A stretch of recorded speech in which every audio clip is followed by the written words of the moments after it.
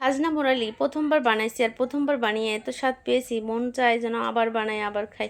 তো যাই হোক, একটা একটা করে বাচ্চারা নিতে নিতে পুরো থলেটাই শেষ করে দিল। এখন তোমাদের সাথে রেসিপিটা শেয়ার করার জন্য চলে আসলাম। তো এটা বানানো খুবই সোজা। প্রথমে একটু আটা নিয়েছিলাম, তোমরা চাইলে ময়দা দিয়েও বানাইতে পারো, আমি আটা দিয়ে বানিয়েছিলাম। আটা দিয়ে বানানোর পরে দেখি এত সুন্দর, খুবই ক্রিসপি আর খুব সুস্বাদু হয়েছিল খেতে। তো দেখো, আটা দিয়ে যেহেতু বানাইছি তাই একটু আঠালো আঠালো হয়েছিল, মানে বেশ কত সময় আমি রাখার পরে আর কি এরকম আঠালো আঠালো হয়ে যায়। যদি নগদে বানানো যায় তাহলে কিন্তু ভালোই হয়।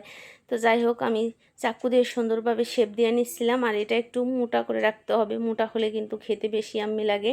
তো যাই হোক, আমি চাকু দিয়ে সুন্দর করে শেপ দিয়ে নিচ্ছিলাম, আর এইভাবে হাত দিয়ে দেখো চাকুতে লেগে যাচ্ছিল।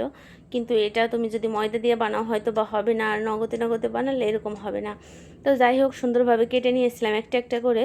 তারপরে কড়াইতে তেল দিয়ে দিচ্ছিলাম, তেলে হালকা করে ভেজে নিতে হবে, মানে তেল গরম হবে না, ঠান্ডা তেলের ভিতরে একটা একটা করে ছেড়ে দিতে হবে, তারপরে বানিয়ে নিতে হবে। আর পাশের যে অংশটুকু ছিল সেটা দিয়ে আমি কিন্তু আবার বানাবো, অনেক ভেজে নিব আলাদা করে। তো এটা খেতে সত্যি অনেক মজা হয়। তো এই দেখো, বাকি যেটুকু ছিল সেটুকু আমি কেটে নিচ্ছি। আর এটা যেহেতু আমি অনেকক্ষণ ধরে সংরক্ষণ করে রেখেছিলাম সেই জন্য একটু আঠালো হয়ে গেছে, আর সাথে সাথে যদি বানাতাম তাহলে হয়তো বা এত আঠালো হতো না। তো যাই হোক, যেহেতু আমার ছোটো বেবি, আসলে সময়ের সাথে পেরে উঠি না, নিত্যদিন যে কাজগুলো করে থাকি সেগুলোই তোমাদের সাথে শেয়ার করে থাকি। তো এইগুলো বাবুরা দেখে, মানে বাজার থেকে আমার কর্তামশাই কিনে আনে। তো আমি বললাম যে তুমি তো এগুলো কিনে আনো, আজকে আমি ঘরে বানাবো, দেখা যাক ঘরের তা কেমন হয় খেতে। তো আমি প্যানে কিন্তু তেল দিয়ে দিয়েছিলাম, সাদা অয়েল।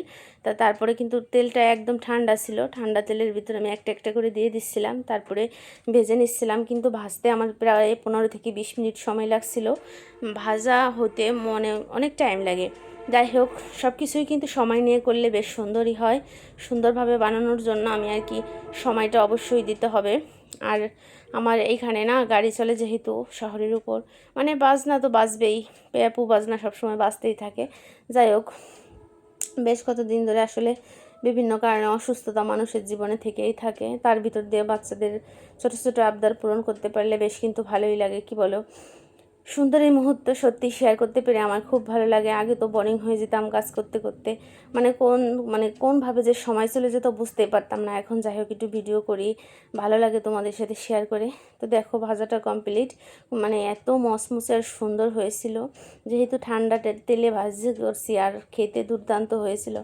আর এটা দুইভাবেই খেয়েছিলাম, এটা এইভাবে খেয়েছিলাম, আর হলো গজা বানিয়েছিলাম। আমাদের এলাকায় এই মুরালিলে গজা বলে, তারপর হাটে বাজারে আর কি এগুলো পাওয়া যায়।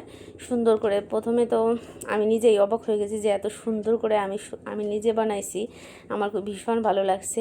তো এখন এই যে আমি একটু ব্যাটার ব্যাটার বলতে এখানে চিনি শিরা বানাবো, তো চিনি দিয়ে দিয়েছিলাম, এখন ওই যে ছেড়ে দিলাম গজাগুলো, তারপরে সুন্দর করে নাড়ানাড়ি করে নিয়েছিলাম বেশ কত সময়, প্রায় 15 থেকে 20 মিনিট সময় ধরে সুন্দরভাবে ভেজে নিয়েছিলাম। ভাজার পরে এগুলো খেতে কিন্তু দুর্দান্ত লাগে, মানে এইভাবে সুন্দর করে অনেক টাইম লাগে। দেখা যায় কি, একটা জিনিস আমরা যখন তৈরি করব বেশ সময় নিয়ে করলে পর সেই জিনিসটা দেখতেও সুন্দর হয়, খেতেও সুন্দর হয়, আর খাওয়ার মজা কিন্তু অন্যরকম, এক আলাদা অনুভূতি। মানে সবাই মিলে যখন খাই, টিভি দেখলাম বিকাল টাইমে, বেশ মজা করে খাইতে বেশ ভালোই লাগে। তো যাই হোক, বাচ্চাদের সাথে সুন্দর সময় কাটাই, এই মুহূর্তগুলো সত্যি ঈশ্বরের দেওয়া সবচেয়ে বড় পাওয়া বলতে পারো।